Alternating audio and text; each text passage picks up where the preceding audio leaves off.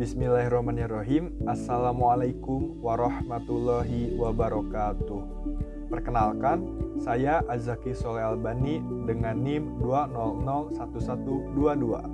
Perkenalkan, nama saya Azra Erlangga, NIM 20374. Perkenalkan, nama saya Mufli Syaitrahman dengan NIM 26248. Pada kesempatan kali ini, kami akan memberikan penjelasan tentang zakat hasil pertanian klasik dan juga zakat hasil pertanian kontemporer untuk memenuhi salah satu tugas akhir dari mata kuliah Fikih Zakat dan Wakaf yang diampu oleh Ibu Rida Rosida BSc MSc.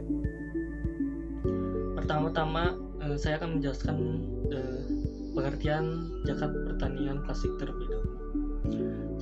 Zakat pertanian adalah zakat yang dikeluarkan dari bahan-bahan hasil pertanian yang digunakan selaku bahan-bahan pokok, misalnya dari tumbuh-tumbuhan, sayur semacam padi, jagung, gandum, serta yang lain. Adapun ada dalilnya dari zakat pertanian ini, yaitu pada Quran surat Al-An'am. A'udzubillahi minasyaitonirrajim. Wa huwal ladzi ansha'a jannatin magrusyatin wa ghayra magrusyatin wa nakhla wa zar'a mukhtalifan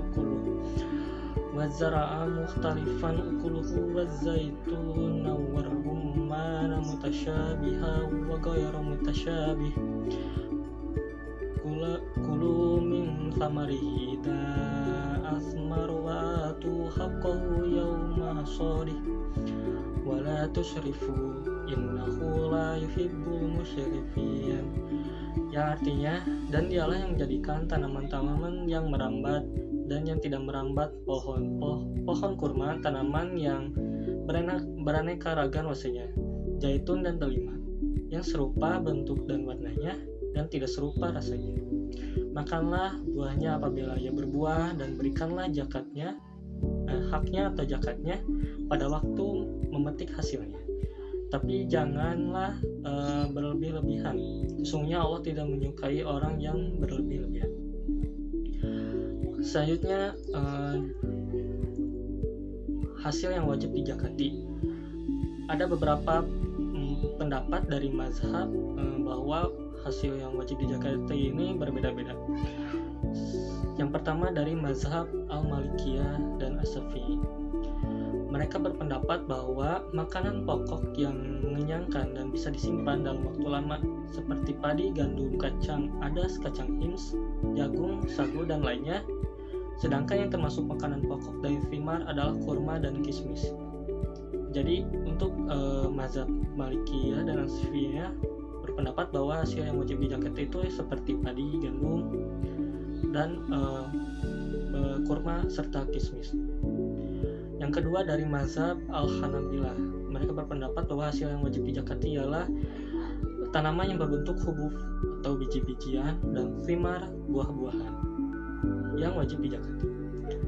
Dan yang ketiga dari mazhab Al-Hanafiyah, yaitu segala sesuatu yang ditanam baik dari hubub atau biji-bijian, thimar, buah-buahan, dan sayur-sayuran. Bahkan Al-Hanafiyah ini mewajibkan zakat atas hasil panen tebu, kapas, kunyit, linen, dan lainnya. Dan yang terakhir dari mazhab Ibnu Umar, mereka berpendapat bahwa hasil yang wajib dijakati ini ialah ada 4 macam tanaman saja, yaitu seperti hitoh atau gandum halus, syair atau gandum kasar, tarm, dan zabib atau kismis. Selanjutnya haul dari zakat pertanian. Untuk haul sendiri, zakat pertanian berbeda dengan umumnya zakat yang lain. Tanaman itu dikeluarkan zakatnya tidak setiap tahun, melainkan setiap kali dipanen atau diambil hasilnya. Di dalam Al-Quran secara tegas telah disebutkan tentang hal itu pada Quran surat Al-An'am. A'udzubillahi minasyaitonirrajim wa atu haqqahu yauma hasadih. Artinya, dan tunaikanlah haknya di hari memetik hasilnya. Jadi bahwa pada hari di mana seseorang memanen hasil tanamannya, maka di hari itu juga harus ditunaikan zakatnya. Selanjutnya, nisab dan kadar zakat pertanian. Untuk nisab dari zakat petani ini sebanyak 5 wasak atau seberat 653 kg. Dan untuk kadar zakat petani ini terbagi menjadi 2. Yang pertama, tanaman yang diairi tanpa alat pengangkut air dan beban biaya yang besar, persentase kadar zakatnya sebesar 1/10, itu sama dengan 10%. Adapun yang termasuk kriteria tanaman yang diairi tanpa alat bantu, yaitu yang pertama, jenis ini meliputi tanaman yang diairi dengan air hujan atau tada hujan. Yang kedua, tanaman yang diairi dengan air sungai atau mata air secara langsung tanpa butuh biaya dan alat untuk mengangkutnya.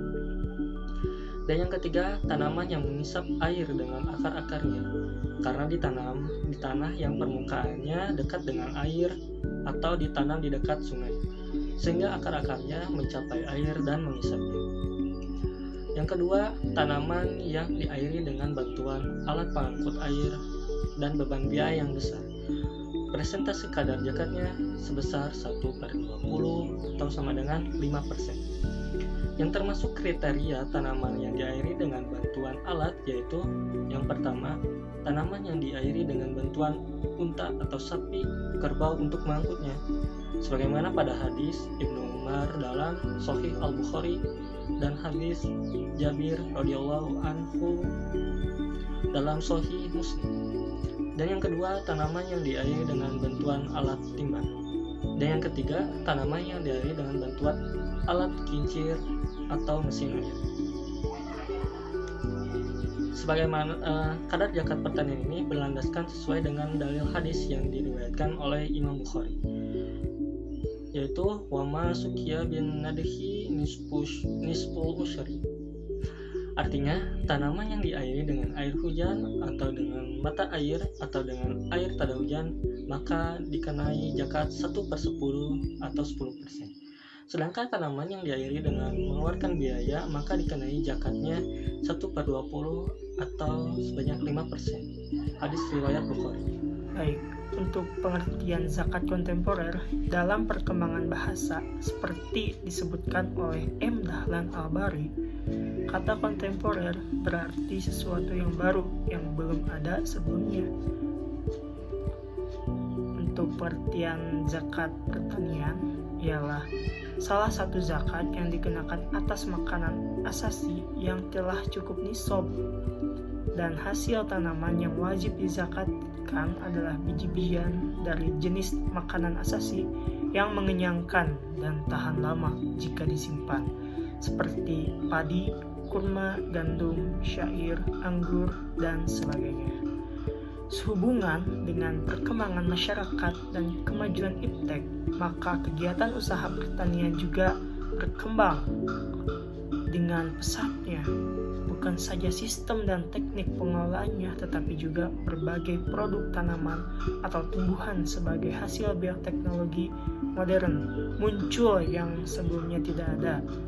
Jenis-jenis produk baru tumbuhan atau tanaman ini bernilai ekonomi tinggi dan dapat mendatangkan kekayaan.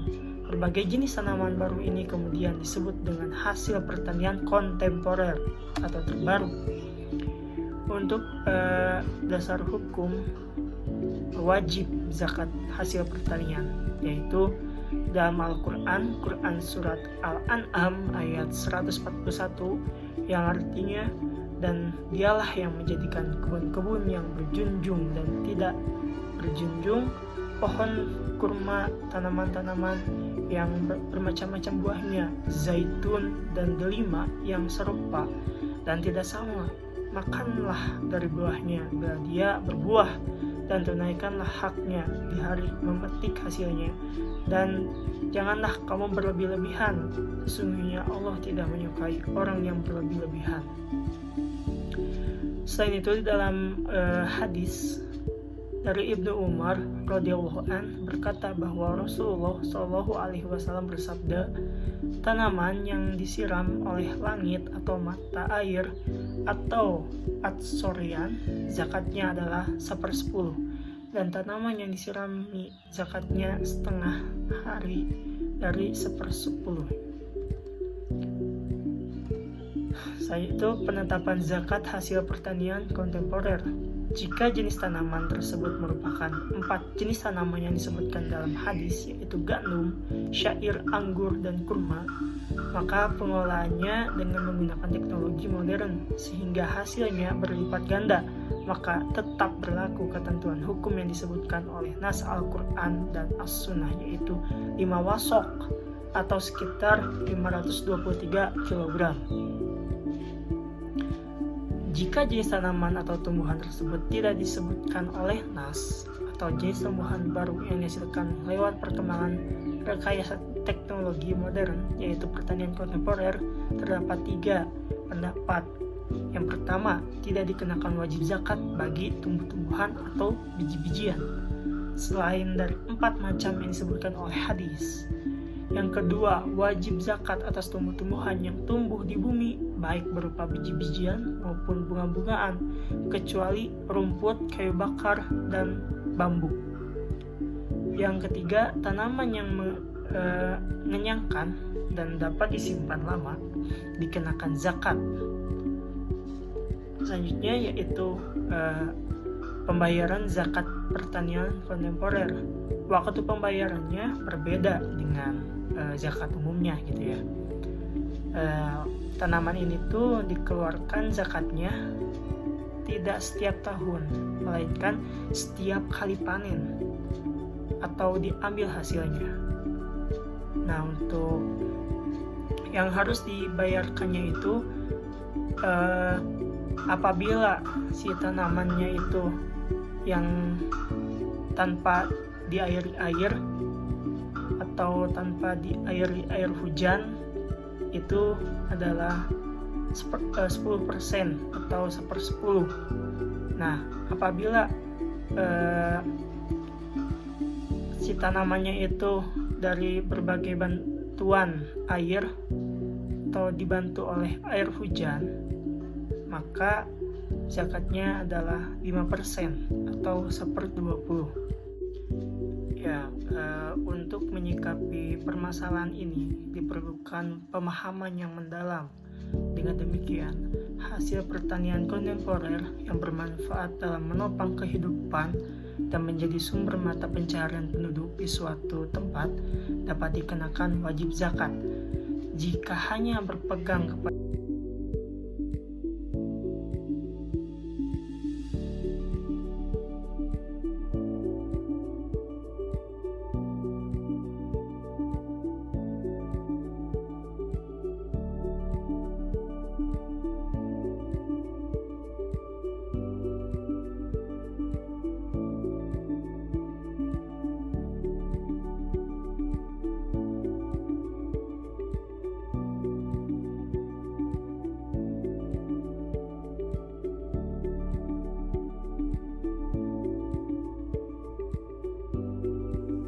Nah, sekarang udah tahu kan apa bedanya antara zakat hasil pertanian klasik dan juga zakat hasil pertanian kontemporer.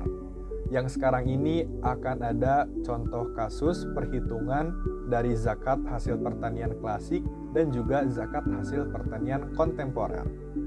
Yang pertama, Pak Brian, seorang petani kurma, kemarin telah memanen kurma sejumlah 4.500 kg yang kebunnya itu diairi dengan tada hujan atau air hujan.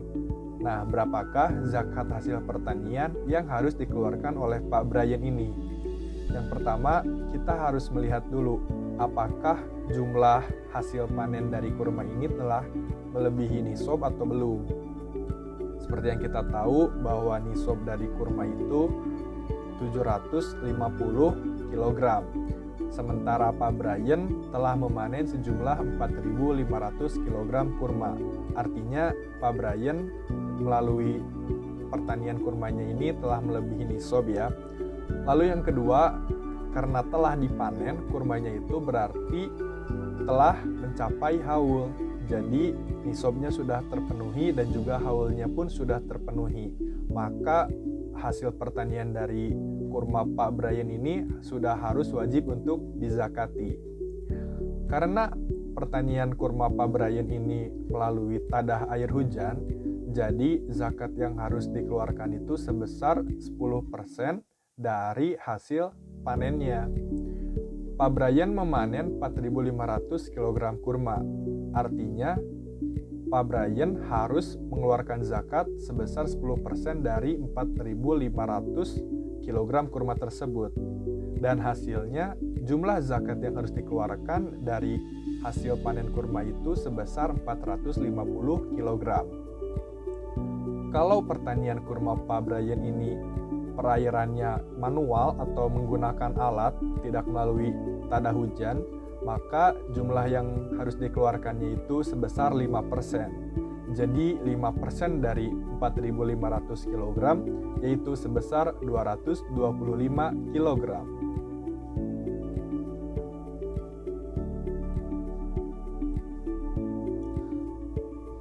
Lalu untuk contoh kasus yang kedua, yaitu ada Bapak Thomas, seorang petani tomat, kemarin telah memanen tomatnya sebesar 1.500 kg di kebunnya yang diairinya itu secara manual, tidak melalui air hujan atau tadah hujan. Nah, berapakah jumlah zakat yang harus dikeluarkan oleh Bapak Thomas ini? Seperti sebelumnya, pertama-tama kita harus analisis terlebih dahulu apakah hasil pertanian ini telah mencapai nisab dan telah haul atau belum. Yang pertama, jumlah tomat yang dipanen itu ada 1.500 kg. Sudah pasti jumlah hasil pertanian ini sudah melebihi nisab ya.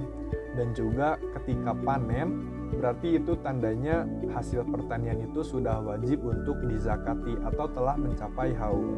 Maka karena telah melebihi nisab dan juga telah mencapai haul, hasil panen tomat ini sudah terkena wajib zakat.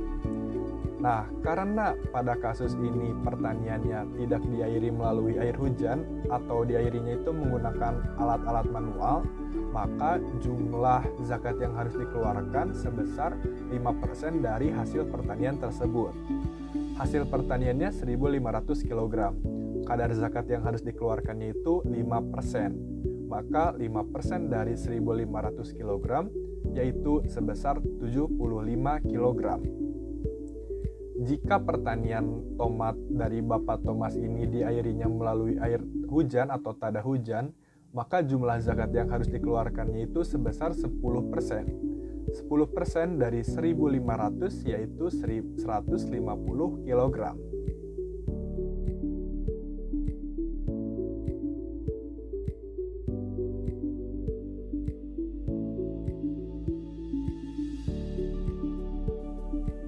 Alhamdulillah, pemaparan tentang zakat hasil pertanian klasik dan zakat hasil pertanian kontemporer telah selesai dilaksanakan. Semoga apa yang telah kami sampaikan bisa bermanfaat bagi kalian khususnya yang telah mendengarkan dan juga bagi kami yang telah membagikan ilmu yang sangat penting ini. Jangan lupa untuk berzakat karena zakat itu merupakan cerminan dari keimanan kita. Terima kasih. Wassalamualaikum warahmatullahi wabarakatuh.